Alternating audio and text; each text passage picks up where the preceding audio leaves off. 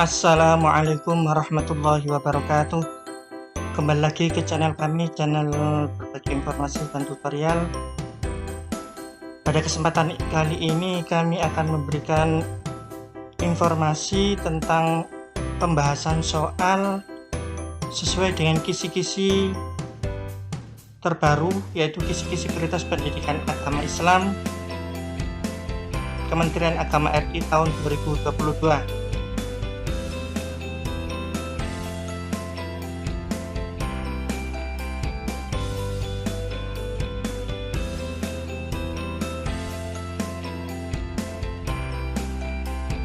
Coba kita bandingkan soalnya.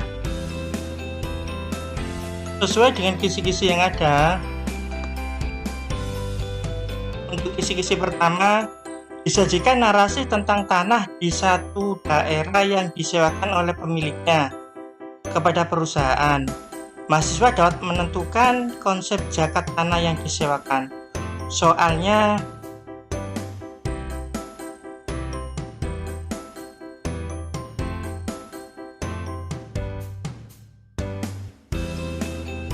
untuk soal, Pak Jainal adalah seorang insinyur pertanian di kota Surabaya. Pak Jainal ingin mengaplikasikan ilmunya, akan tetapi Pak Jainal tidak memiliki lahan untuk bercocok tanam. Pak Jainal mempunyai sahabat di kota Bangkalan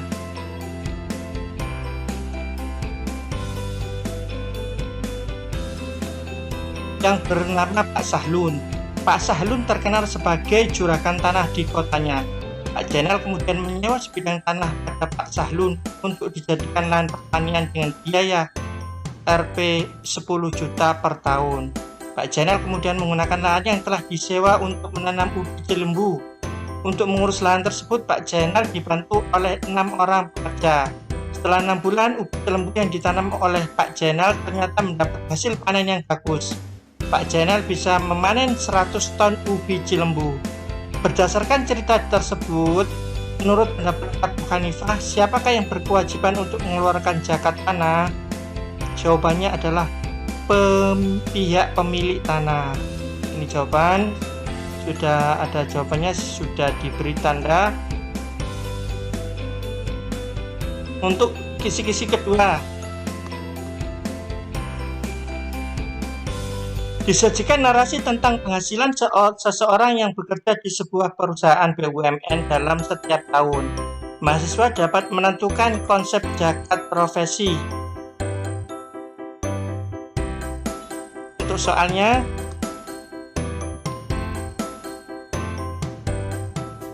Bu Aini merupakan terapis herbal yang terkenal di kota Tuban. Setiap bulan rata-rata penghasilan Bu Aini Rp 5 juta.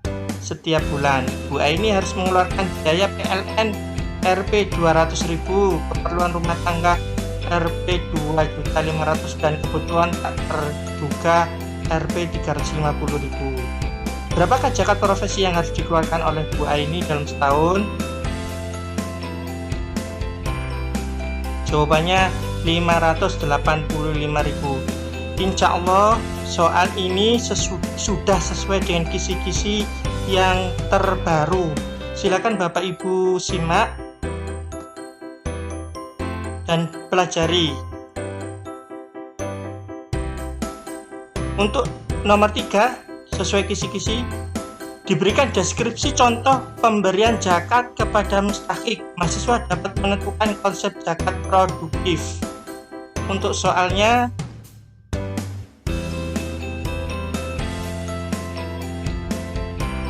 Mustafa adalah pemuda kreatif berumur 28 tahun. Mustafa lahir dari keluarga kalangan ekonomi menengah ke bawah. Mustafa memiliki keahlian membuat bahan kerajinan dari kardus. Untuk mengembangkan bakat yang dimilikinya, Mustafa terkendala dengan modal. Melihat potensi yang dimiliki oleh Mustafa, Bu Aini berinisiatif untuk membantu Mustafa dengan memberikan zakat hasil profesinya. Berdasarkan rangkaian cerita di atas, maka penyaluran hasil zakat sebagaimana di atas adalah jawabannya zakat produktif boleh dilakukan karena akan berdampak positif bagi mustahik zakat. Untuk nomor 4, lihat kisi-kisinya.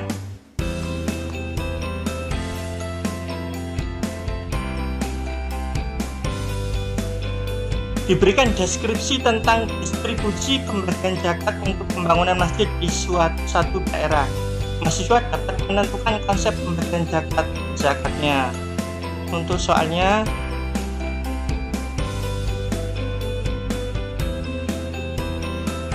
di suatu desa sedang membangun masjid, di mana di desa tersebut jarang ditemui masjid.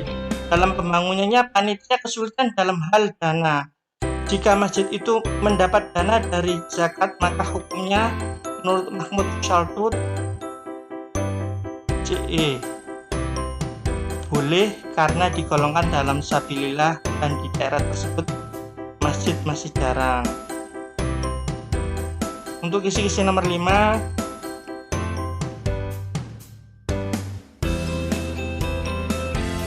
disajikan deskripsi konseptual tentang nikah dalam Islam menurut pandangan para ulama fikih. Mahasiswa dapat menyimpulkan nikah dalam Islam. Soal latihannya, Jupri seorang pemuda yang sudah bekerja. Dia punya cita-cita ingin menjadi orang sukses. Keluarganya menginginkan Jupri untuk segera menikah, tetapi Jupri tidak mau. Maka hukum nikah berdasarkan ilat itu alasannya adalah sunat. Karena apa? Karena Jupri sudah bekerja. Insya Allah soal-soal ini sudah sesuai kisi-kisi yang terbaru. Silakan Bapak Ibu simak dan pelajari. Untuk nomor 6, silakan dilihat kisi-kisinya, bunyinya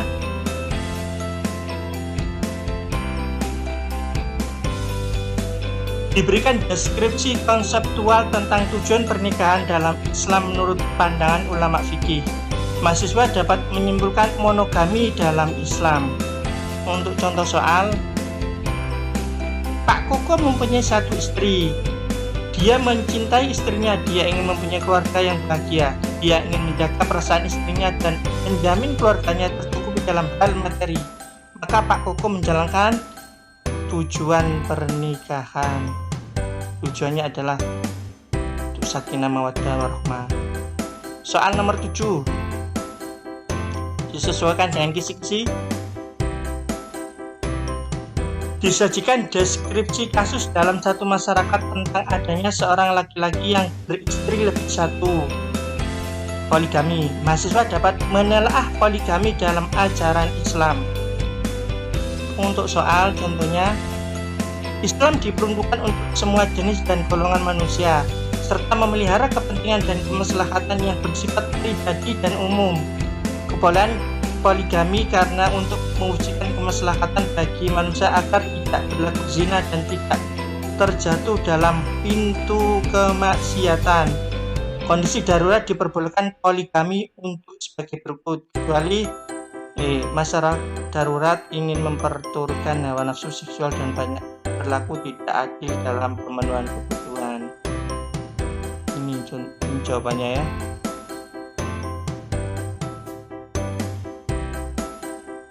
Untuk nomor 8, kisi-kisinya bunyinya berikan narasi kasus di satu daerah terkait adanya nikah mut'ah yang dilakukan oleh laki-laki. 8.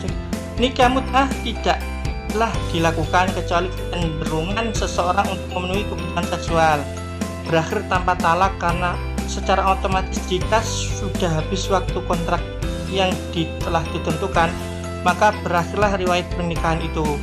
Nikah mut'ah pertama kali pada zaman Nabi karena umat Islam ketika itu berada pada masa transisi dari zaman Jahiliyah ke dunia Islam. Alasannya kecuali B. Jawabannya B sebagai langkah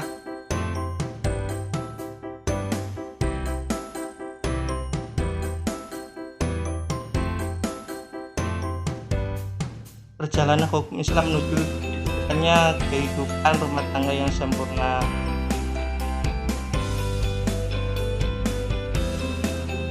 Kecuali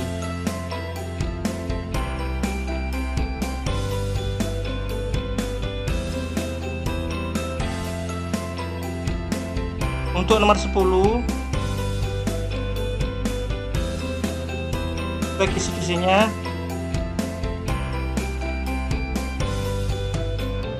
disajikan deskripsi kasus peminjaman uang yang terjadi di satu masyarakat.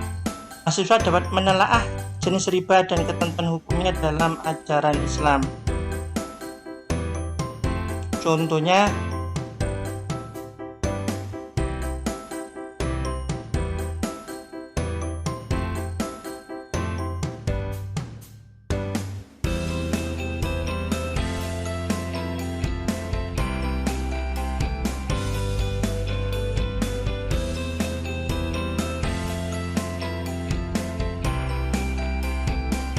Bank Islam yaitu suatu lembaga yang fungsi utamanya menghimpun dana untuk disalurkan kepada orang atau lembaga yang membutuhkannya dengan sistem tanpa bunga. Contohnya, bank muamalat maka dapat dibedakan antara bank konvensional dengan bank Islam, yaitu bank konvensional memakai sistem bunga sedangkan bank Islam tidak. Sebagai ganti sistem bunga, maka bank Islam menempuh cara-cara sebagai berikut, kecuali rente adalah keuntungan diperoleh oleh perusahaan bank karena jasanya meminjam uang untuk mencarikan perusahaan orang yang meminjam.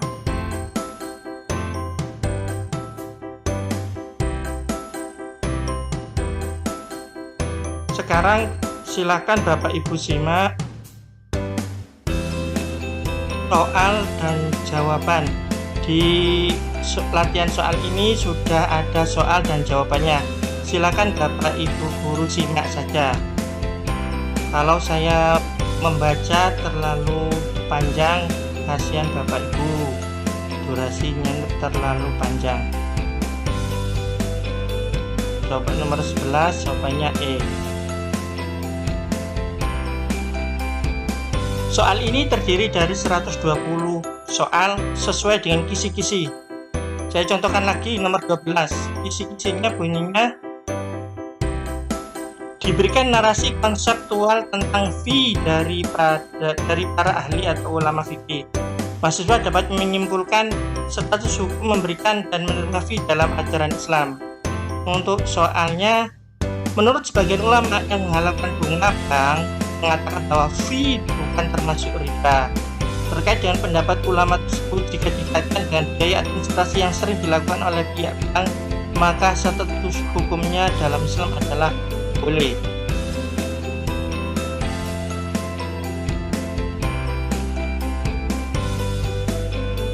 Lanjut, nomor 13, sesuaikan kisi-kisinya.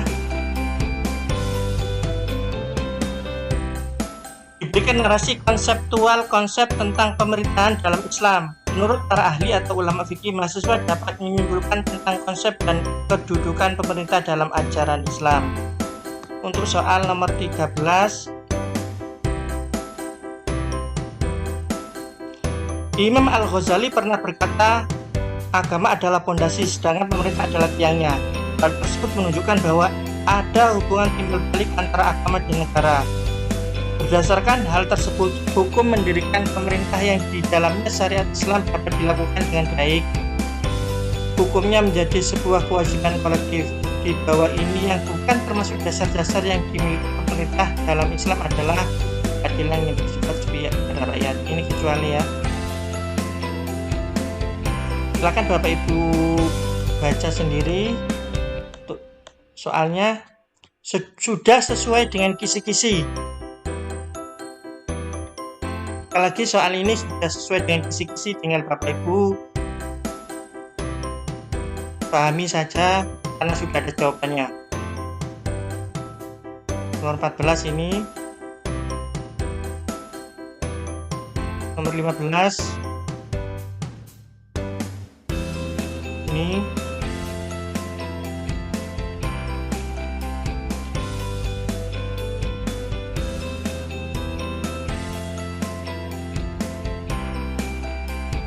nomor 16,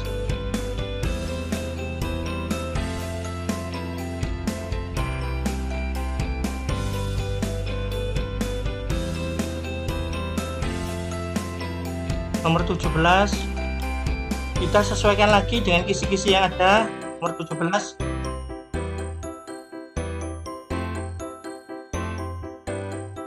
Diberikan data sejarah dan informasi tentang perkembangan dakwah dan pendidikan masa Abu Bakar dan Umar bin Khattab.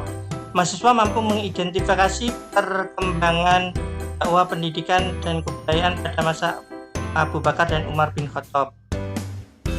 Nomor 17. Nah ini.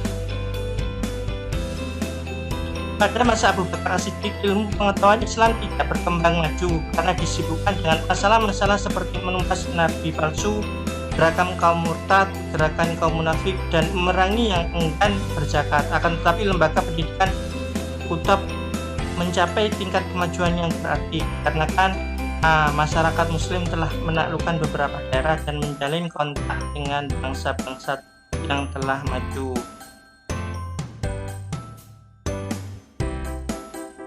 Lanjut nomor 18. Kisi-kisinya bunyinya, diberikan data dan informasi tentang sejarah perkembangan dakwah dan perluasan wilayah Islam. Untuk nomor 18, perkembangan wilayah Islam pada masa pemerintah Umar bin Khattab terus berlanjut sampai ke wilayah Mesir. Pada saat itu penduduk Mesir, yaitu suku bangsa Qibti yang sangat mengharapkan bantuan dari orang-orang Islam.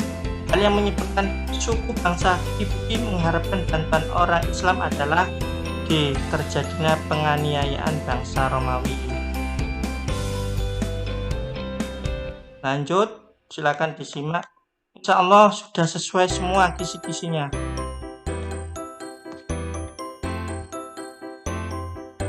Untuk 19, kisi-kisinya bunyinya, diberikan data dan informasi tentang sejarah dakwah perluasan Islam pada masa Utsman bin Affan dan Ali bin Abi Thalib.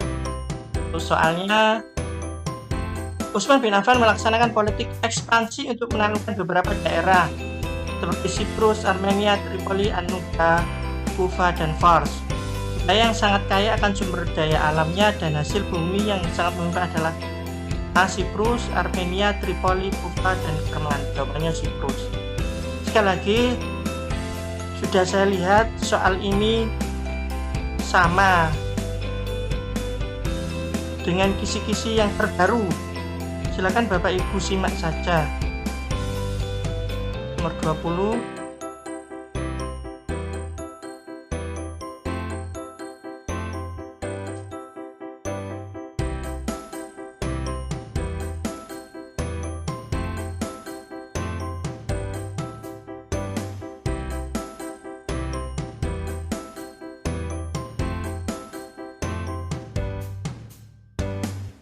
Untuk nomor 21, kisi-kisinya bunyinya,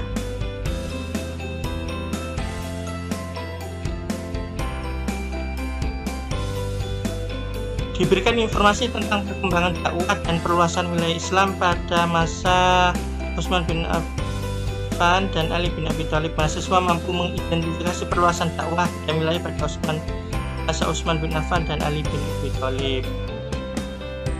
Ini nomor 21, masih masa Khalifah Utsman bin Affan. Silakan Bapak Ibu baca.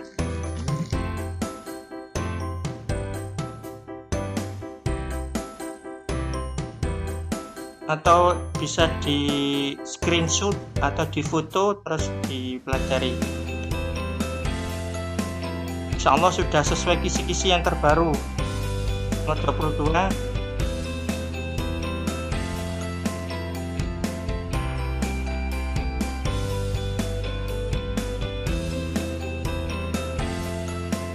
Ini nomor 22.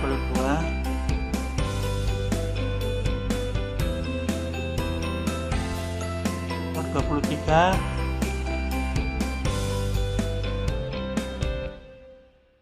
Kalau bisa Bapak Ibu belajarnya lewat laptop. Bagi Bapak Ibu guru yang pertama kali menemukan channel kami, silakan like, subscribe, dan bagikan link ini ke teman-temannya yang mau pribes PPG Pendidikan Agama Islam tahun 2022. Semoga bisa bermanfaat.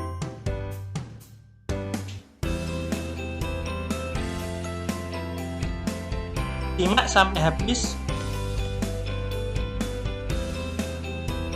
Nomor 24, nomor 25,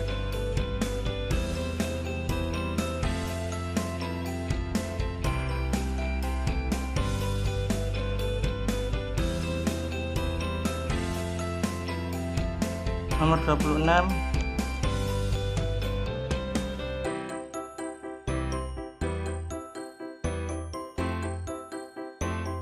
nomor 27,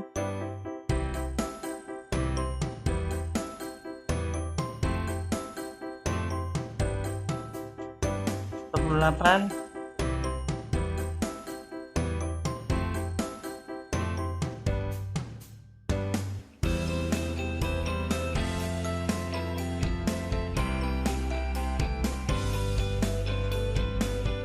nomor 29,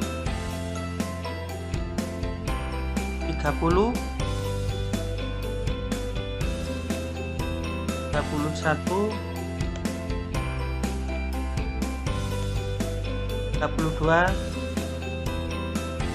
33,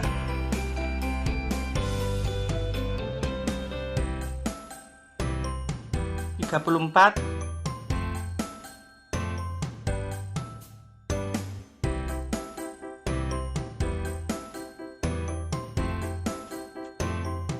35, 36,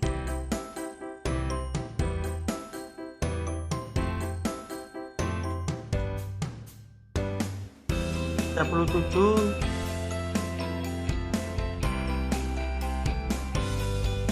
38, 39, 40,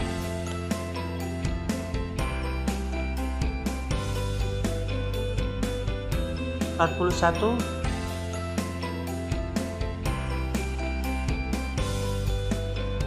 42,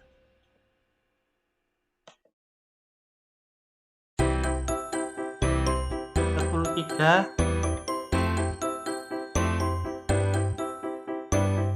44. Untuk sementara sampai nomor 50, 45,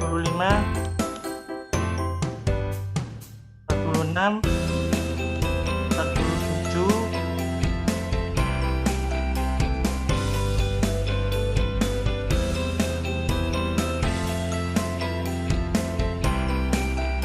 48, 49, 50 terakhir.